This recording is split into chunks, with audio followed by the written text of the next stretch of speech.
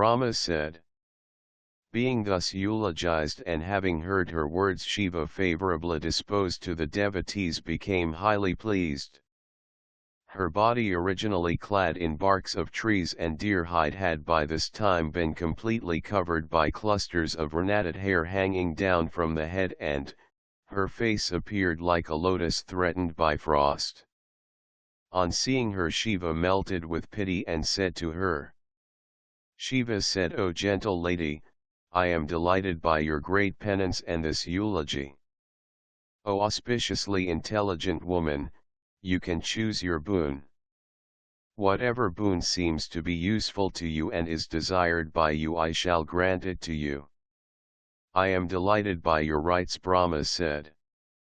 On hearing these words of Shiva, who was delighted, Sandhya was highly pleased, and she said after repeated obeisance.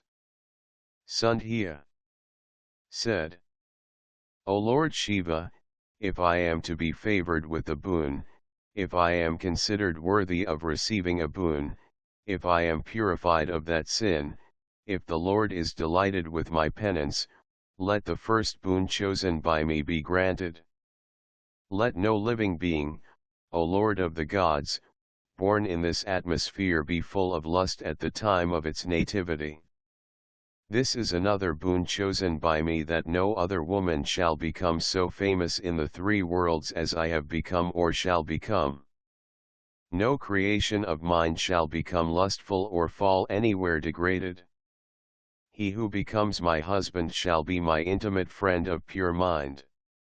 Any person who looks at me with lustful eyes shall lose his manliness and become a eunuch." On hearing the words of that woman who had become freed of sin, Shiva, who is favorably disposed to his devotees and who was delighted at what she had said, spoke as follows. "O Lady Sandhya, listen. Your sin has been reduced to ashes. I have abandoned my anger towards you. By this penance you have become pure. O gentle Lady Sandhya, whatever you have asked, I'll grant you entirely. I am delighted by this excellent penance of yours. In all living beings, the first stage shall be infancy, the second childhood, the third youth, and the fourth stage shall be old age. When the third stage in life is reached, the living beings shall become lustful. In some cases it shall be at the end of the second stage. This new limitation is imposed by me as a result of your penance. No living being shall be lustful at the time of its nativity. You will attain such a pure chastity as will not be attained by any other woman in the three worlds. Excepting your husband, whoever looks at you with lustful eyes shall immediately become impotent and weak. Your husband shall be one endowed with great fortune, penance, and comely features. He shall live for a period of 7 kalpas along with you. Thus I have granted you all the boons requested by you. I shall tell you another incident that transpired in the previous birth. That you would cast off your body in the fire has been foretold. I shall tell you the means thereof, you will certainly carry it out. Let that be performed by you at the 12-year sacrifice of the sage Medhatithi in the blazing sacrificial fire ere long. In the ridge of this mountain, on the banks of this river Chandrabhaga, Medhatithi is performing a great penance in his hermitage. You go there unobserved by the sages. Thanks to my favor, you will become his fire-born daughter. If you have chosen in your mind a desirable bridegroom as your husband, you shall think of him while you consign your body into the fire. O Sandhya, while you were performing severe penance which had lasted for 4 yugas in the earlier part of Treta Yuga, after the Krita Yuga had elapsed, Daksha had begotten many chaste daughters who were also duly married. He gave 27 of his daughters to the moon in marriage. But the moon had a special liking for only Rohini and he neglected others. Hence, the moon was cursed by Daksha, the redemption being, when he sees the ether he would find her there. At that time the gods had come near you, but since you were having your mind fixed in me, the gods in the company of Brahma were not seen by you. The river Chandrabhaga arose, being created by Brahma for the redemption of the moon from the curse. It was then that Medhatithi arrived here. There is none equal to him in penance. There has never been such a person, nor will there ever be one. He has now started the sacrifice of Jyoti-stoma of many great rites. In that blazing sacrificial fire you shall cast off your body. You are pure now. May your other desires be also fulfilled. O Hermitus, these things have been ordained by me for my own end. O fortunate woman, do as I instruct you. Go to the sacrifice of that sage. Thus after instructing her for her welfare, the Lord vanished from the scene. Chapter 7, Sandhya gets the name Arundhati and marries Vasistha. Brahma said, O sage, when Shiva vanished after granting her the boons, Sandhya too went to the place where Medhatithi was performing sacrifice. She entered the sacrificial hall without being observed by anyone. Thanks to Shiva's favor, she recalled to her memory the Brahmin boy who had instructed her in the procedure of penance. O great sage, at the bidding of Brahma, Vasistha had assumed the guise of a Brahmin boy and instructed her in the rites of penance. Meditating on that Brahmacharin, her tutor in the mode of austerities, Sandhya thought of him as her future husband, and entered the blazing sacrificial fire unobserved by the sages. She was delighted that it was by Shiva's favor that she could enter the sacrificial fire. Her body itself had become sacrificial offering in that sacrifice. When it was burnt, it could not be distinguished from the ordinary purasa, since it too had the same fragrance. At the bidding of Shiva, the god of fire sent forth her body to the pure zone of the Sunday. The sun severed her body into two halves and placed the same on his own chariot for the propitiation of the Pitras and the Devas. O great sage, the upper half of her body became the Pratita Sandhya, dawn, which is at the beginning or in the middle of a day and night. The lower half of her body became the Sayam Sandhya, dusk, which is in the middle of a day and night. The period is always pleasing to the manes. Before the sunrise, when the day breaks, the period is called Pratita Sandhya. It delights the gods. When the sun has set and assumed the hue of a red lotus, the period of Sayarp Sandhya sets in. It is delightful to the manes. Shiva the merciful, created embodied beings with her vital airs, mind, and the divine body. At the end of the sacrifice, the sage found his daughter in the sacrificial pit shining lustrously like heated gold. With very great delight the sage took up the daughter, O sage, as though she were a sacrificial article. He bathed her and kept her on his lap. The great sage gave her the name Arundhati. Surrounded by his disciples, he celebrated the event joyously. The word Arundhati means one who does not hinder sacred rites in any manner whatsoever. She acquired this name, which later on became well known in the three worlds. O celestial sage, that sage concluded the sacrifice with great contentment and was delighted at the acquisition of a daughter. He spent his days in the same hermitage along with his disciples, tending the daughter, mercifully. The divine lady grew up in the hermitage, Tapasaranya, on the banks of the river Chandrabhaga. When she reached her 5th year, the chaste lady sanctified the environs of the Tapasaranya and the river Chandrabhaga, by virtue of her good qualities. Brahma, Vishnu, Shiva got her marriage celebrated with Vasistha, the son of Brahma. O sage, great festivities in the marriage ceremony increased happiness. The sages and the gods were very happy on that account. From the water oozing from the hands of Brahma, Vishnu, and Shiva, the 7 holy rivers Sipra and others rose and flowed. According to another version, Arundhati was the daughter of Kashyapa, the son of Murichi, who also begot on her Narad and Parvata 2 sons.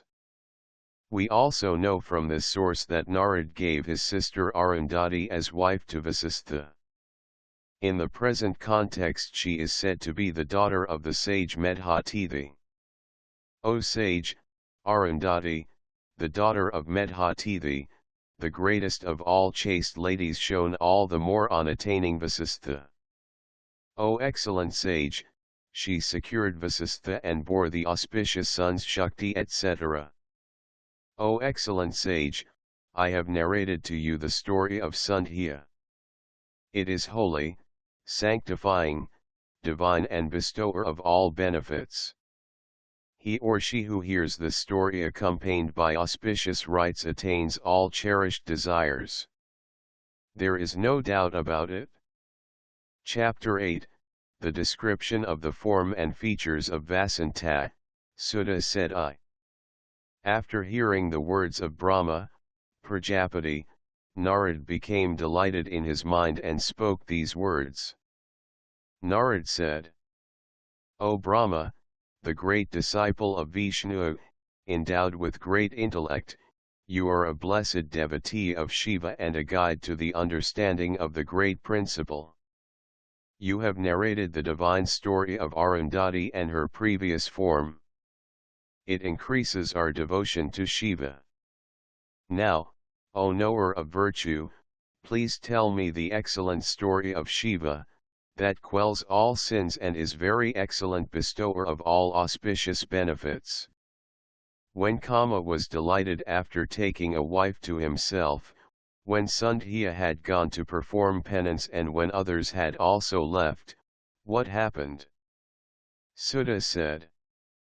On hearing the words of that sage of magnanimous soul, Brahma became more pleased and spoke as follows.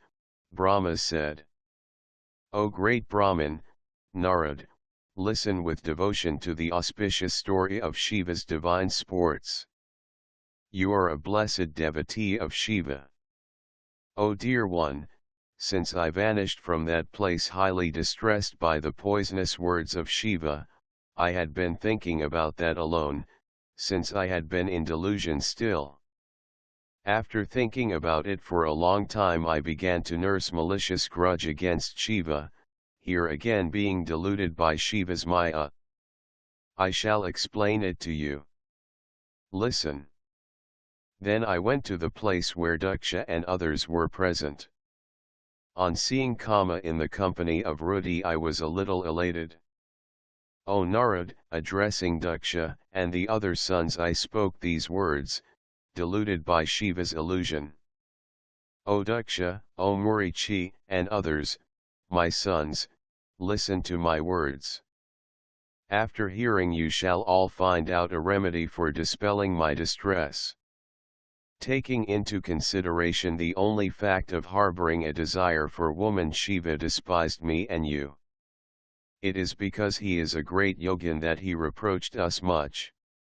Hence I am greatly distressed and I do not get mental peace at all.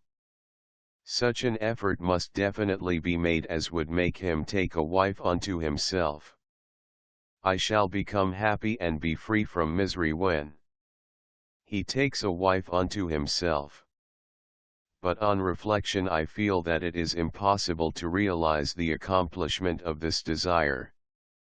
Taking into consideration the only fact that I harbored a desire for woman, Shiva rebuked me in the presence of sages. How will he then take a wife unto himself? Who can be that woman in the 3 worlds who will ever haunt his mind, make him neglect the path of yoga and delude him? Even Kama will not be competent to delude him. he is a yogin of great perfection and he does not brook even the name of women. Unless the primordial being Shiva indulges in sexual sport, the creation would continue to be mediocre, its course being unchecked as the Lord himself has stated. On the earth there may be great asuras bound by illusion. Some are bound by the illusion of Vishnu and others by the illusion of Shiva. In regard to Shiva, who has turned away from the world and who is extremely detached, nothing else except the endeavor of Kama will be effective. There is no doubt about it. After saying this and casting meaningful glances at Daksha and other sons, I addressed Kama and Ruti with great pleasure. O Kama, foremost among my sons, you are the bestower of happiness in every respect. Listen to my words with great attention in the company of your wife, O son of great filial affection. O Kama, you shine well with this life companion of yours. She too shines well with you as her husband. Just as Vishnu with Lakshmi and Lakshmi with Vishnu, just as the night with the moon and the moon with the night, so you two mutually illuminate each other and tend your matrimonial life. Hence you will be the banner of the universe, nay the banner of the whole cosmos. O dear one, you shall enchant Shiva for the benefit of the universe so that Shiva may be included to take a wife unto himself. In a secluded or in a crowded place, on mountains, or in lakes, wherever Shiva goes, you shall follow him along with your mistress and charm him who has controlled himself and who is averse to women. Excepting you there is no one to delude him. O Kama, it is only when Shiva falls in love that you will get redemption from the course. Hence do what is good for you. Lord Shiva as a noble being shall save you only when he falls in love and aspires for a wife. Hence with your wife to help you, strive to captivate Shiva. Earn the laurels of the universe after charming him. On hearing these words of mine, who am his father and the Lord of the universe, Kama spoke these words to me, the Lord of all the worlds. Kama said, O Lord, I shall cause the delusion of Shiva at your bidding, but my prime weapon is a woman. Hence, O Lord, you shall create a comely maiden. O Creator, arrange for the way how Shiva has to be further enchanted after he has been deluded by me. Brahma said. When Kama put forward this suggestion, I, the Creator, and the Prajapati, Daksha, considered the matter, by whom is he to be enamored. While I was agitated with this thought, I heaved a deep sigh from which spring cropped fully bedecked with clusters of flowers.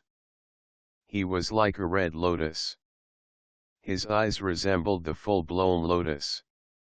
His face shone like the full moon rising at dusk. His nose was well-shaped. His feet were arched like a bow. His hair was dark and curly. He was decorated with 2 earrings. He looked bright as the morning sun. His gait was majestic like that of an elephant in its rut. His arms were long and stout.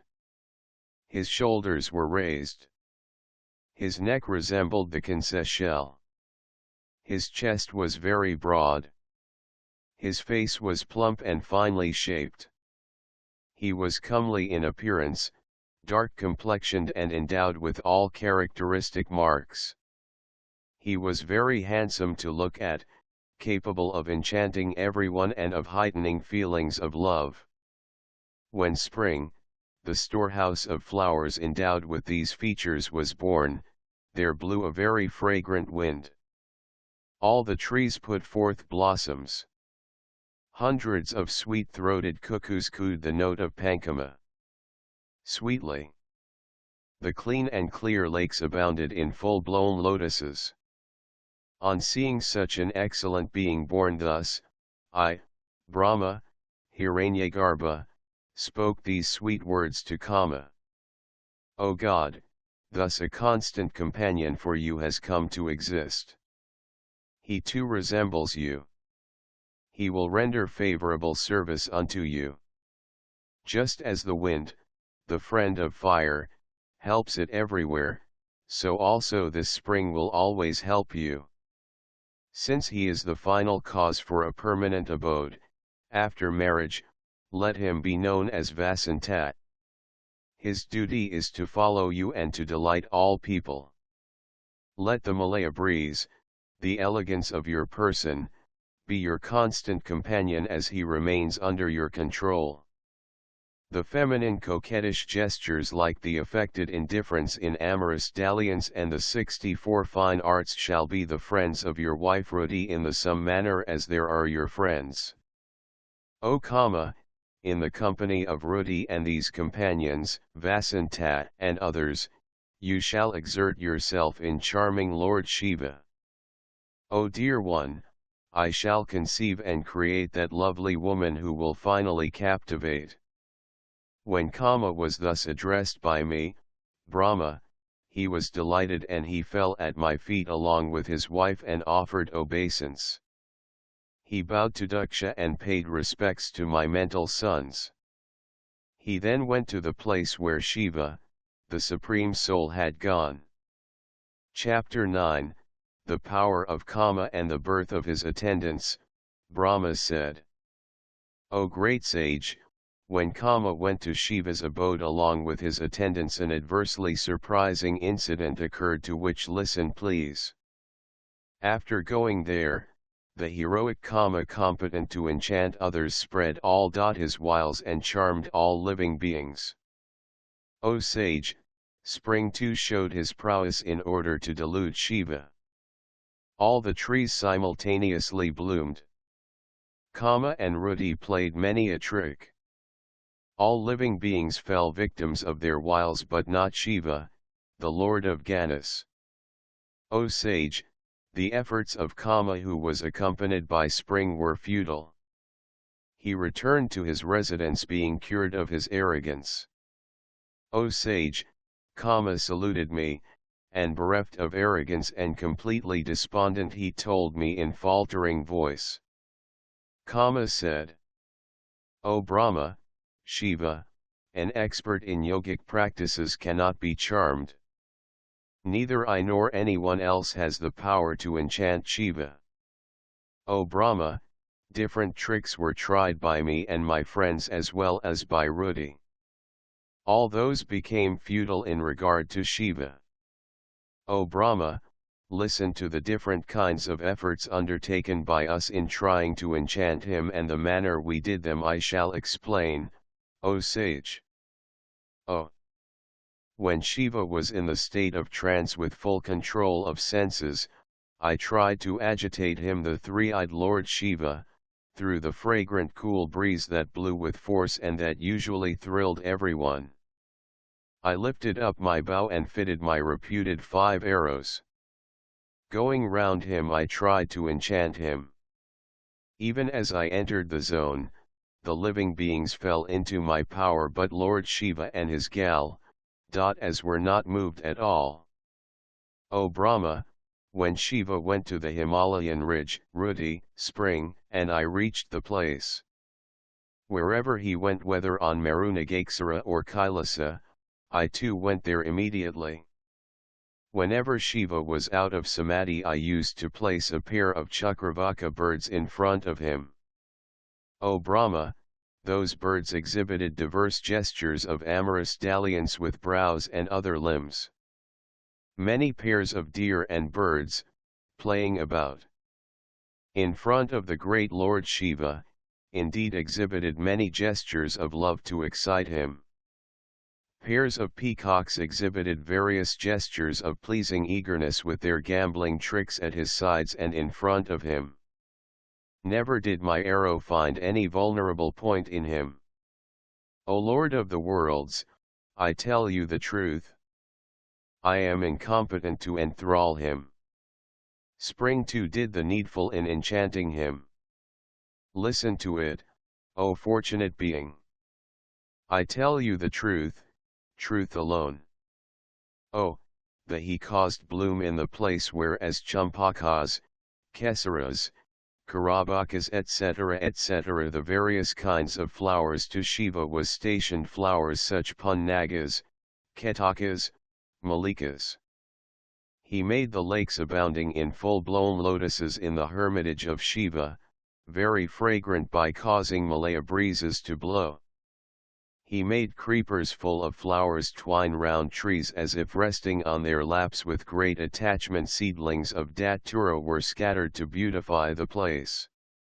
On seeing the trees abounding in beautiful flowers rustling in the fragrant breeze, even the sages became slaves of Kama. Then what about other, ordinary mortals? In spite of all these, no cause of deflection from steadiness was seen in Shiva, who did not evince any sentimental feeling, not even anger towards me. On seeing these and realizing his ideal conception, I am averse to any further attempt at deluding Shiva. This is my firm opinion that I tell you. When he finally eschews samadhi, we cannot even stand in his presence, within sight. Who can think of charming him? O Brahma, who can stand facing him with eyes blazing like fire and as fearful as flocks of large alligators or a homed animal? Brahma said.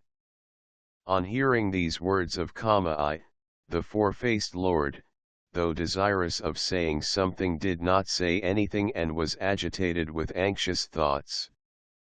On hearing the words of Kama, am incompetent to enchant Shiva, O sage, I heaved a deep sigh due to extreme sorrow.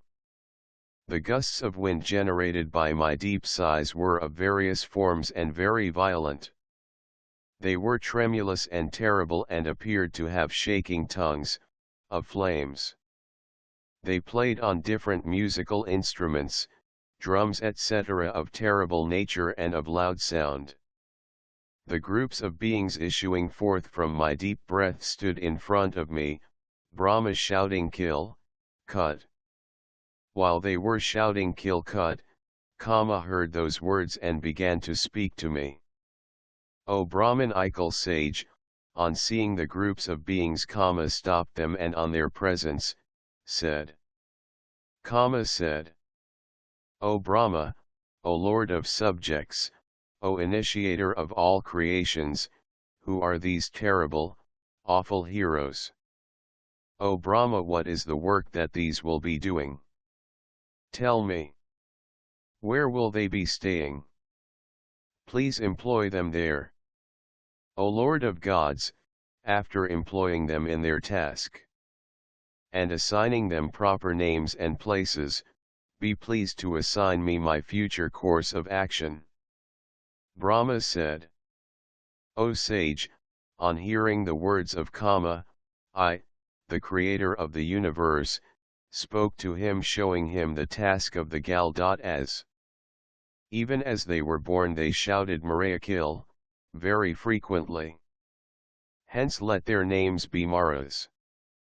These groups of beings will hinder the activities of all creatures, O Kama, accept your worship as they are engaged in various avocations of love.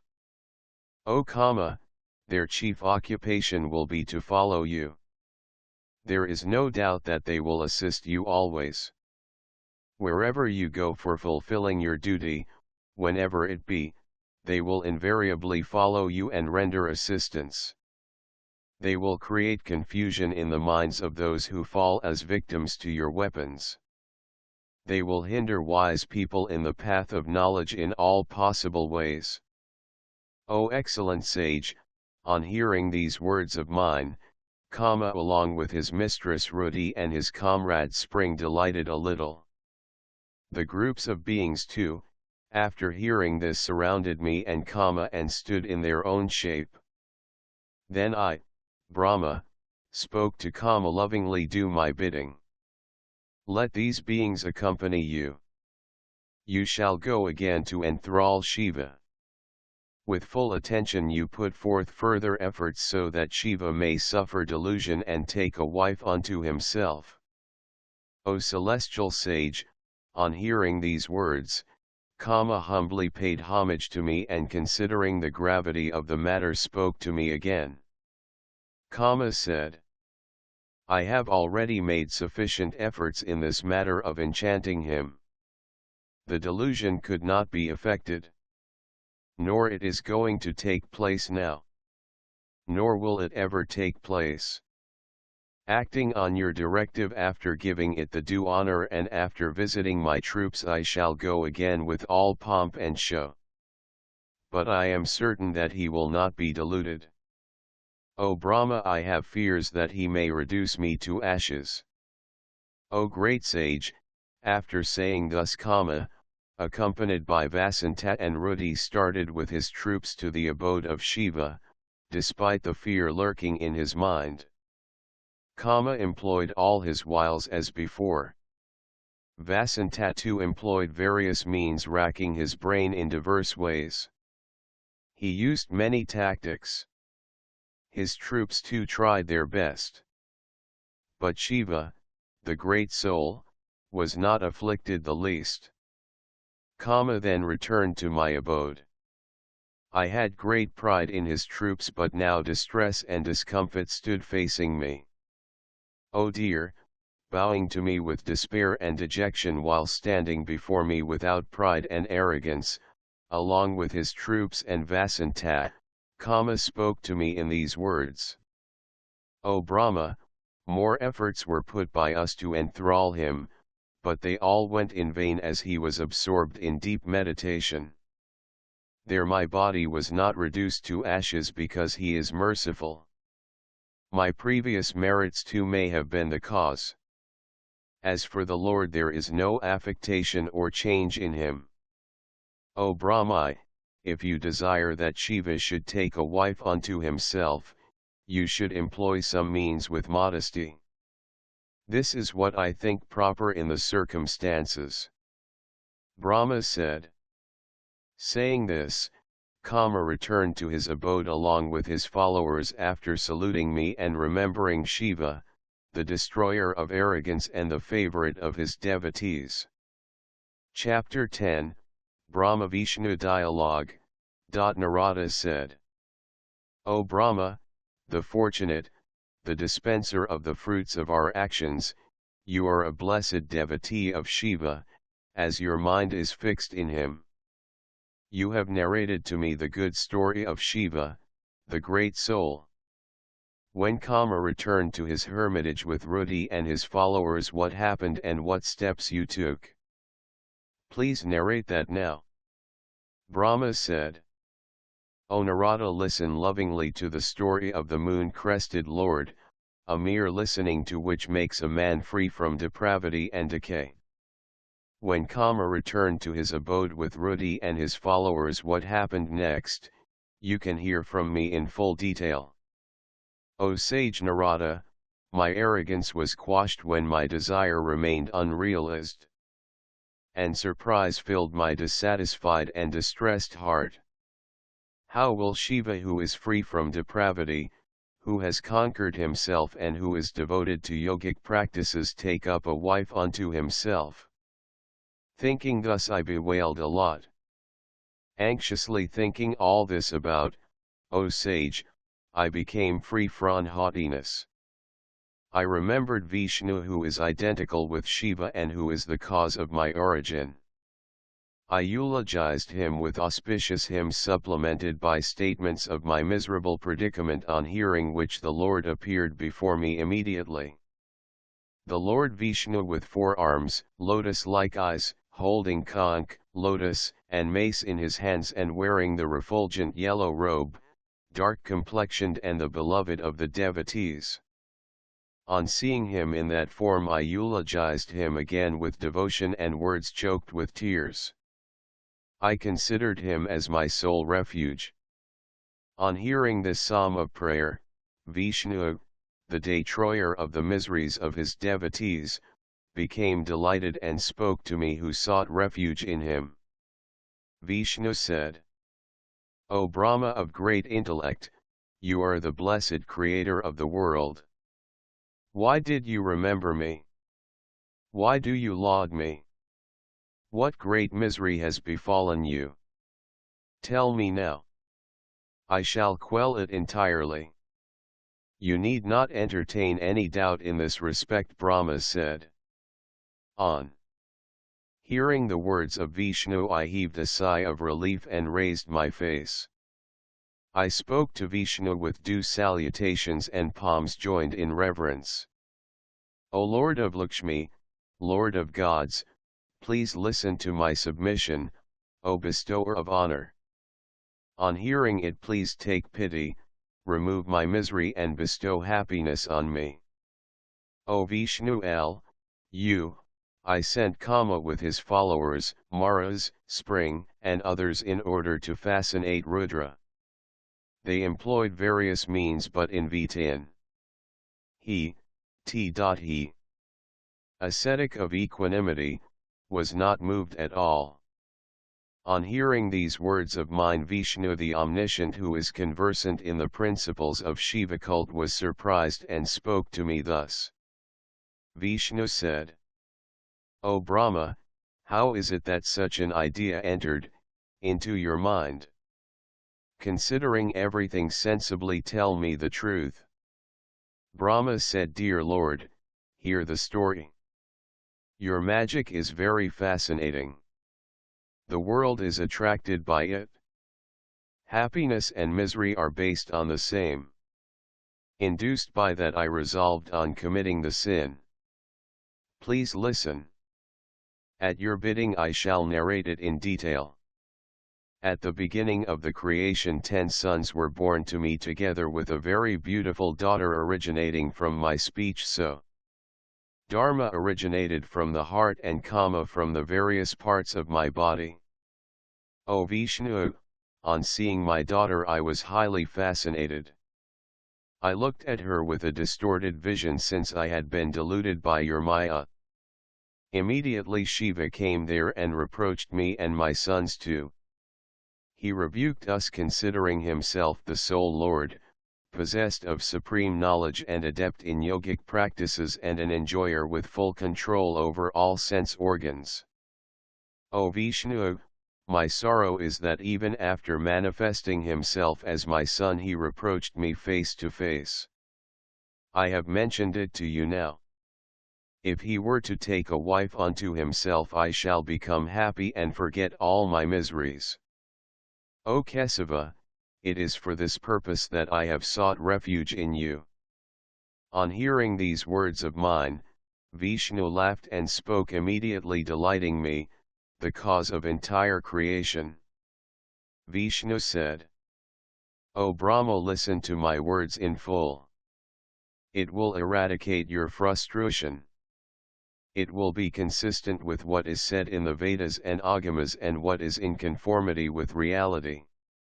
In regard to the number of Brahma's sons, the Puranas differ considerably. O Brahma, how is it that you became so utterly confused in the mind?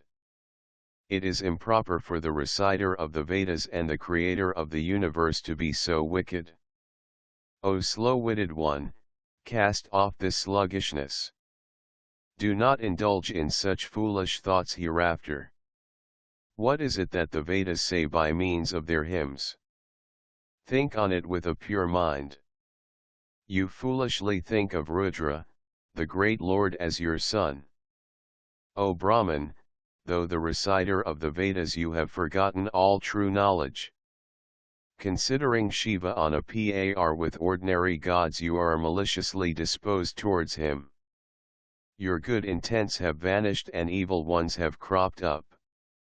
Listen to the first principle that had been narrated of old. Have clean conscience.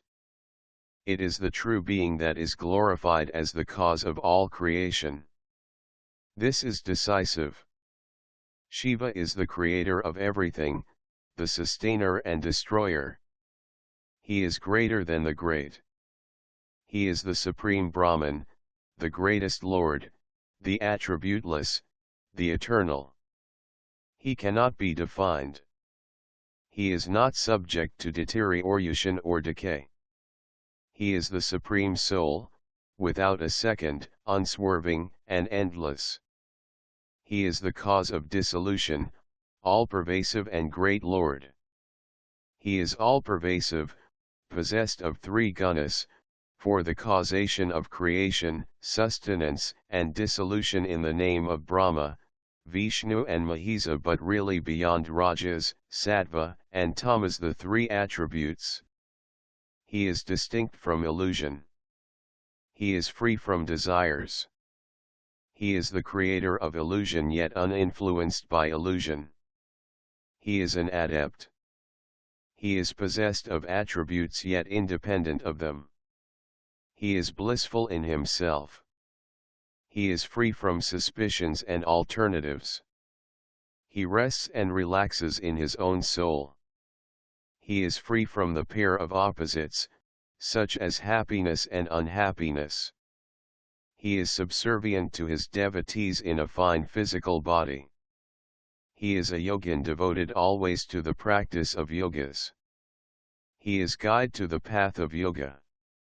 He is the Lord of the worlds and the destroyer of arrogance. He is favorably disposed to the miserable.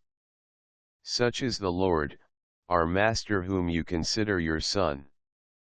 Cast off all these stupid notions. Seek refuge in Him. Worship Him exclusively.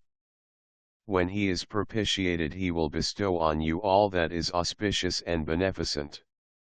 O Brahma, if a thought surges in your heart that Shiva should take a wife unto himself, you must perform penance directed to Shiva and think upon Shiva. Meditate upon Shiva with that desire cherished in your heart. If that goddess is propitiated, she will do everything. If Shiva takes an incarnation as a human being in her attributive aspect, as the daughter of a person in the world, she will definitely become his wife. O Brahma, command Daksha. Let him carry out a penance strenuously with a great devotion to beget her to be given as a wife unto Shiva. O dear, Shiva and Shiva are subservient to their devotees. This must be realized. Both of them being intrinsically the Supreme Brahman can readily assume attributive form out of their own free will. Brahma said. After saying so, the Lord of Lakshmi thought upon his Lord Shiva. Thanks to his favor, he received the real knowledge and spoke to me again. 6. Gza said. O Brahma, remember the words spoken by Shiva formerly when requested, due to his own will, by us at the time of our nativity. Everything has been forgotten by you. Blessed indeed is the great illusion of Shiva which deludes everything. It is incomprehensible to all except Shiva. Oh! When Shiva, devoid of attributes, became, out of his own accord, full of attributes, he created me first and then you with his own power in the course of his divine sport. The Lord Shiva assigned to you the work of creation. O Brahman, the imperishable Shiva, the cause of creation, entrusted me with the task of sustaining it. Then we requested him, O Shiva, the Lord of all, be pleased to take an incarnation with all your attributes. Thus requested, he laughed and spoke sympathetically, with his eyes raised to heaven. Verily he is an adept in divine sports. O Vishnu, a form of mine like this shall be manifested through my limbs and shall be glorified as Rudra in the world. He is my full form and perfect manifestation. He is worthy of being worshipped by both of you. He shall fulfill your desires entirely. He is the cause of dissolution, the presiding deity of attributes, the practitioner of perfect yoga without anyone to exceed. All the three deities are my forms. But Shiva is particularly my full manifestation, O sons. Shiva's forms too shall be three. The form Lakshmi is Vishnu's wife, Brahma's wife is Sarasvati. The perfect form Sati shall become Rudra's wife. After saying this, the great Lord blessed us and vanished. We bent our heads and joined our palms in reverence and returned to our respective abodes. Engaged in our own tasks, we were very happy. In due course we secured our wives. Shiva incarnated as Rudra at Kailasa, his residence. O Lord of subjects, Shiva too shall incarnate as Sati. An effort shall be made for her future incarnation. After saying this, Vishnu blessed me and vanished. I rejoiced much and my jealousy disappeared altogether. Chapter 11, Hymn to Durga. Brahma granted a boon. Narada said, O Brahma, dear, of great intellect, please tell me, O most eloquent one. When Vishnu went away, what happened? Oh, what did you do? Brahma said, O Brahman, best of my sons, listen attentively to what I did when the Lord Vishnu went away.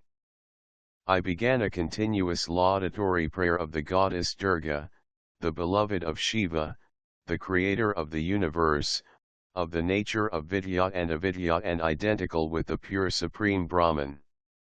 I salute the goddess who is omnipresent eternal, for whom there is no support, who is never distressed, who is the mother of the three deities, who is the grossest of the gross and yet has no form.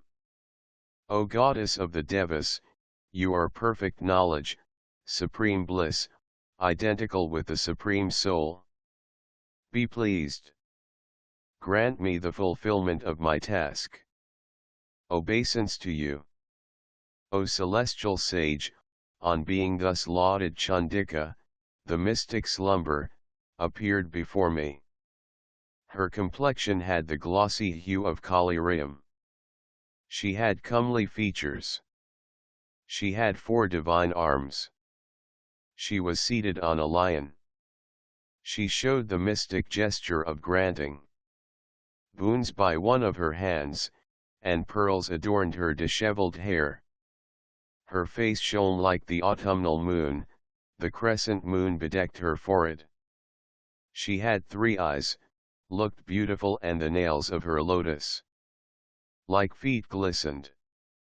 O sage, seeing her who was Shiva's energy herself, directly in front of me, my lofty shoulders bent down with devotion and I eulogized her after due obeisance. Obeisance, obeisance, to thee, who art in the form of pravritti, action, and nivritti, abstinence, who art in the form of creation and sustenance of the universe. Thou art the eternal energy of the movable and the immovable beings capable of enchanting everyone. Thou hast manifested thyself as Sri, a garland round Kesava's form, who in the form of earth boldest everything within, who art of Ur the great goddess causing creation and the destruction of the 3 worlds and art beyond the 3 gui, as thou art present in everything even in the essential atom and who art charmingly honored by yogins, who the goddess Durga is personified as knowledge true as well as false. True knowledge leads to realization of Sata Shiva, the Supreme Lord, whereas false CLGE is an illusion whereby the non-existent appears to be existent and vice versa. Art perceivable in the hearts of the yogins purified by restraints, as well as in the path of their meditation. Thou art the Vidya of diverse sorts. Thou art endowed with illumination, purity, and detachment. Thou assumest Kutastha, perpetually immovable, Avyakta, unmanifest, and Ananta, infinite, form, and thou art the eternal time holding all the worlds. O Shiva, thou art the prime cause of the 3 gunas and art still beyond them. But in conjunction with the gunas, thou certainly infusest the seed of change in very matter. Thou art the 4th to the 3 gunas, viz. Sattva, Rajas, and Tamas, but devoid of their depravity, though these originate from thee. Thou createst, protectest, and devourest the whole universe within and without, having three gunas as its only cause. I pay my homage to thee, O Shiva's consort, for the eternal welfare of the universe. O seat of all the worlds, thou art knowable as well as knowledge thyself. On hearing these words of mine uttered like the words of ordinary people, Kali, the conceiver of the worlds, told me, the creator of the worlds, in words full of love. The goddess said, O Brahman, why was I lauded by you? If you have been slighted by anyone, please mention it quickly to me. When I have personally appeared, the realization of your desires is certain. Hence let me know your desires. I shall certainly fulfill them. Brahma said, O goddess, be pleased with me and listen. O omniscient goddess, I speak out my mind only since you have commanded me thus. O goddess of Devas, Shiva the Yogin, who is your husband and who as Rudra manifested himself formerly through my forehead has now occupied Kuala Sat. The Lord of Goblins is performing penance all alone. Since he does not desire a wife, he is without a wife. He is free from mental aberrations. O Sati, fascinate him lest he should cast his glance on another lady. Excepting you, none will be able to capture his mind. Hence, you alone should fascinate Shiva through your beauty. O Shiva, being born as Daksha's daughter, you should become Rudra's wife. Just as assuming the physical form of Lakshmi you delight Vishnu, so act similarly to Rudra for the benefit of the universe. The bull emblem deity rebuked me merely for my feelings of love for a woman. How can he take a wife unto himself, O goddess, on his own accord? Shiva is the cause of this universe in the beginning, middle, and end. If he remains detached and refuses to take a wife, how can auspicious creation come into being? This thought has tormented me. It was not conducive to any benefit to seek another shelter. So I request you for the benefit of the universe to accomplish the undertaking. O Mother of the universe, Vishnu is not competent to enthrall him, nor Lakshmi, nor Kama, nor I, in fact no one other than you. Hence be born as Daksha's daughter, the great goddess of celestial beauty. Inspired by my devotion, be pleased to become his wife and fascinate the Lord who at present is detached from the world. O goddess of Devas, Daksha is performing a penance on the north of the milky ocean * with his mind controlled and directed towards you. He is steady in performing the rite. On hearing Roy words, Shiva began to reflect then. The mother of the universe, surprised in her mind, spoke these words. The goddess said, "Oh, this is an extremely wonderful thing. He is the reciter of the Vedas and the creator of the universe. He is endowed with great knowledge. Yet what is this that he says? A great delusion has beset his mind that makes him unhappy. That is why he desires to cause the fascination of Shiva, who is free from mental aberration. This Brahma desires the favor of power from me to enchant Shiva. What does he gain thereby? The great Lord is free from delusion and mental aberrations. Always subservient to his bidding, I am a mere slave of Shiva, the supreme Brahman, the attributeless God who is free from depravity. Shiva, who is Parabrahman, has become Rudra in a perfect and full-fledged incarnation and manifestation.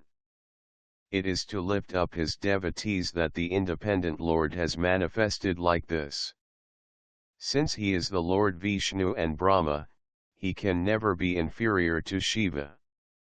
He is respectfully adhering to yoga practice. He is the Lord of illusion but is not absorbed in it. He is the greatest of the great. This Brahma considers him his son and on a par with ordinary devas. Hence, deluded by ignorance, he desires to delude him. If I do not grant him the boon, the convention established in the Vedas would be violated. Then what shall I do to prevent the great Lord being angry with me? Brahma said. After pondering thus, Shiva thought of Shiva. After getting the permission of Shiva, she said to me, Durga said, O Brahma, what you said is entirely true. There is no other lady to fascinate Shiva. A great truth has been pointed out by you that if Shiva does not take a wife unto himself, the creation cannot continue long. I too had been endeavoring to enchant this great Lord. After your request my efforts shall be redoubled. I shall so endeavor that Shiva should take a wife unto himself, being thus deluded himself, O Brahma. I shall take up the body of Sati and be subservient to him even as Lakshmi the goddess of fortune is the beloved of Vishnu. O Brahma, thanks to his own favor I shall so endeavor as to make him subservient to me always. O Brahma, being born of Daksha's wife in the from of Sati I shall duly honor Shiva with my sports. Just as ordinary mortals on the earth are subservient to their womenfolk, so also Shiva shall be subservient to a woman due to my ardent devotion. Brahma said after addressing me thus, Shiva, the mother of the universe, vanished from the scene even as I was watching her. When she had vanished, I, the grandfather of the worlds, went to my sons and narrated to them everything. Chapter 12, Daksha granted the boon. Narada said, O Brahma, the sinless and the intelligent one, you have splendidly narrated the story of Shiva and Shiva. My life has been sanctified. This is conducive to my benefit. Now please tell me, what the boon was that Daksha, with steady sacred rites and austere penance, secured from the goddess, and how she became Daksha's daughter. Brahma said, O Narada, listen. You are blessed. You are revered by all sages with devotion. Hear how with good sacred rites, Daksha performed penance and secured boons. At my bidding, the intelligent Daksha the great chief controlled his mind and went to worship the goddess, the mother of the universe, with that cherished desire. He went to the northern shore of the ocean of milk and began to perform the penance, keeping the mother of the universe in his heart. He wished to see the goddess in person. For 3,000 divine years he performed the penance with good sacred rites, controlling his mind and keeping himself pure. For some years, he sustained himself on taking in only air, abstaining from food, for some years taking only water and for some years taking only leaves as food. Thus he spent the time meditating upon the goddess in cosmic form. He was intensively devoted to the meditation of the goddess. He was engaged in the penance for a long time. With sacred rites and various restraints he worshipped the goddess. O excellent sage, then Shiva appeared in person to Daksha, who maintained all restraints, yama etc., and worshipped the mother of the universe. On seeing the mother of the universe cosmic in form, Daksha the lord of the subjects considered himself well rewarded. With various sorts of prayer he eulogized and bowed to the goddess mother of the universe, Kalika seated on a lion, dark complexioned, with 4 arms and beautiful face, the bestower of the boon, the abode of safety, holding a blue lotus and the sword in her hands, comely with reddish eyes and with beautiful disheveled hair. Daksha said, "Obeisance to thee, O great goddess, mother of the universe, wielding the great illusion, the ruler of the universe. It is with great favor that thou showed thy own body to me. Be pleased, O primordial goddess, be pleased, O goddess in the form of Shiva, be pleased, O bestower of boons, to the devotees, obeisance be to thee, O wielder of illusion over the universe." Brahma said, "O sage, thus eulogized by Daksha of purified soul, the goddess spoke to Daksha, although she knew what his desire was. The goddess said, O Daksha, I am very much delighted by your great devotion. Choose a boon according to your desire. There is nothing which shall not be granted to you." Brahma said. On hearing the words of the Mother of the Universe, Daksha Prajapati was very happy, and he said to Shiva after bowing to her frequently. Daksha said, O wielder of great illusion, O Mother of the Universe, if you wish to grant me any boon, please listen to my words with pleasure. Be pleased to fulfill my desire. My Lord and Master Shiva has manifested himself as Brahma's son in the name of Rudra. He is the perfect and full-fledged incarnation of the Supreme Soul. You have not so far incarnated. Who will be his wife? Hence, O Shiva, take an incarnation on the earth and fascinate the great Lord. Excepting you, no other lady will ever be competent to enthrall him, hence be born as my daughter and become Shiva's consort. Exhibiting your divine sports as this, O goddess, you be the enchantress of Shiva, this is the only boon crave of you. I speak out the truth to you. This fulfills my own interests. Indeed, it fulfills the interests of all the worlds as well as those of Brahma, Vishnu, and Shiva. Hence I have been induced by Brahma in this direction." Brahma said. On hearing these words of Daksha, the Mother of the Universe replied smilingly after thinking on Shiva. The goddess said, Dear one, O Daksha Prajapati, listen to my weighty words. I tell you the truth. I am much delighted by your devotion. I shall bestow everything subservient to your devotion, O Daksha. I, the great goddess, shall be born of your wife as your daughter. There is no doubt in this.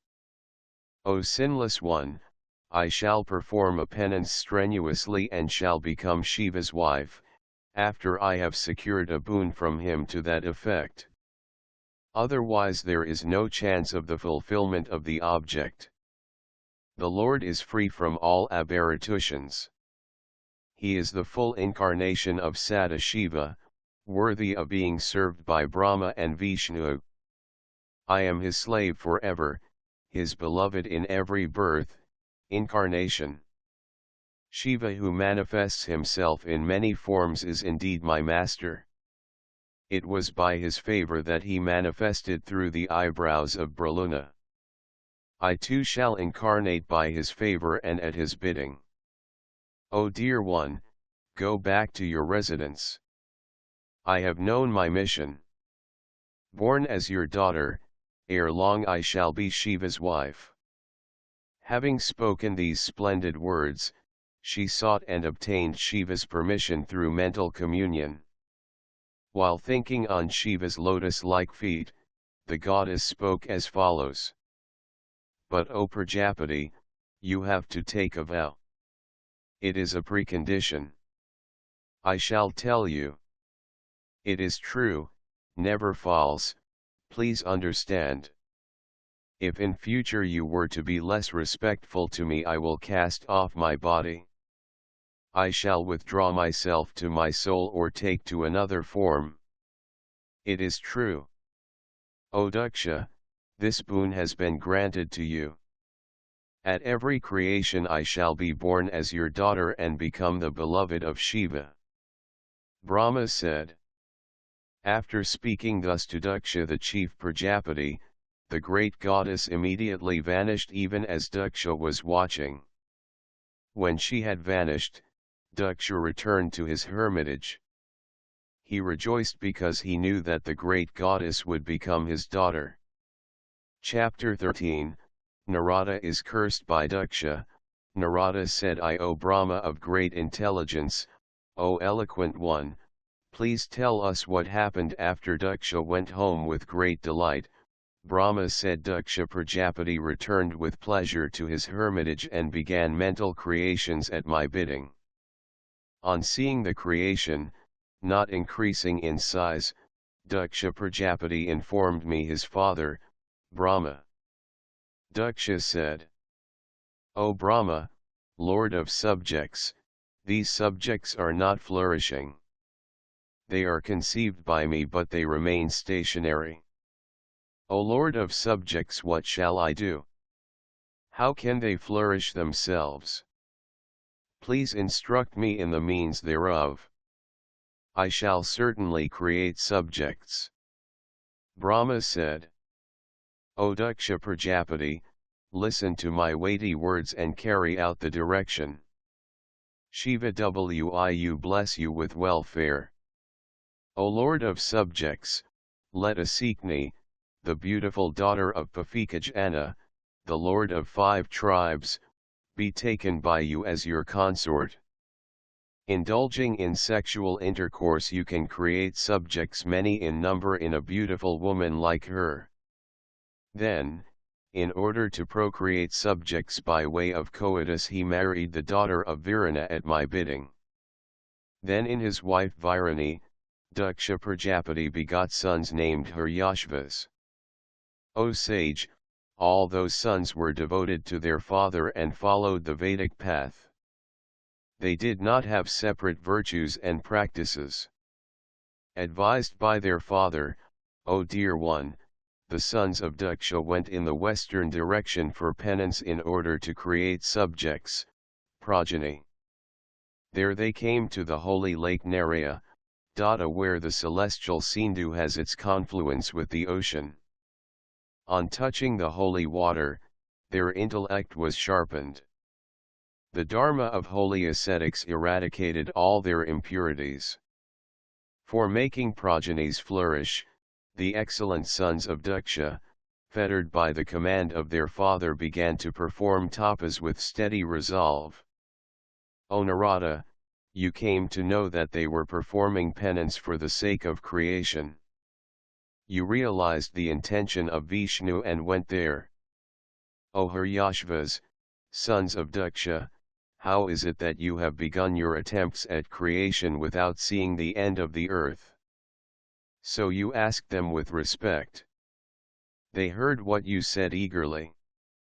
With their minds fixed on creation they deliberated on the proposal. How can a person begin the work of creation putting faith in the Gunas alone if he does not know the command of the Father of sacred texts, which implies, turning back? Having made up their minds unanimously, the intelligent sons bowed to you and circumambulated. They then proceeded ahead on a path never to turn back. O sage Narada, with your mind fixed on Shiva, and desirous of carrying out his orders, you went to various worlds without any mental aberration. Haryashvas were the sons of the patriarch Daksha, 5,000 in number, begotten by him for the purpose of peopling the earth. The sage Narada dissuaded them from producing offspring and they dispersed themselves through the regions and never returned. When much time elapsed, my son Prajapati heard that the extinction of his sons was due to Narada and became distressed. He frequently mused like this: a multitude of sons brings only disaster. Daksha, who was deluded by Shiva's illusion, bewailed thus in many ways. I went over to him and consoled my son Daksha out of love and reminded him that fate is all-powerful. I pointed out the way to calmness. On being consoled by me, Daksha begot 1,000 sons named Sabalasvas in the daughter of Pafi Kajana. At the bidding of their father, they too reached the place where their elder brothers, the Siddhas, had gone with the same steady resolve in the creation of subjects.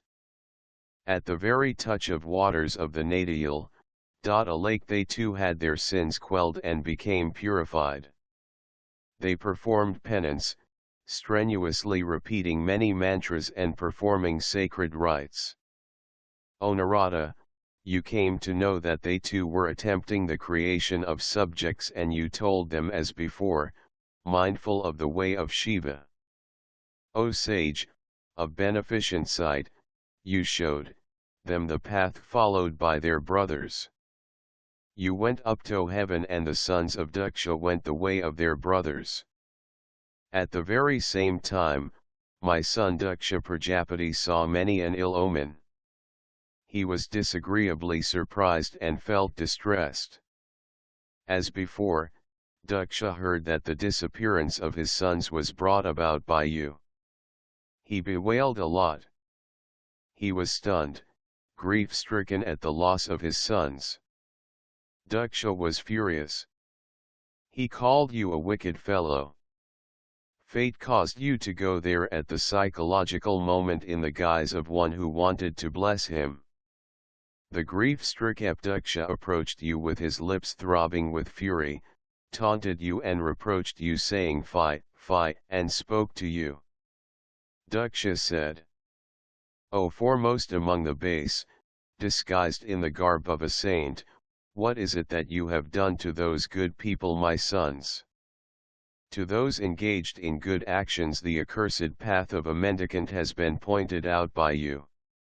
Ruthless rogue that you are, even when they were not free from the 3 debts you put obstacles in the path of their progress both here as well as hereafter. He who renounces the world desiring salvation, without repaying the 3 debts, and departs from the house forsaking his parents, surely courts downfall.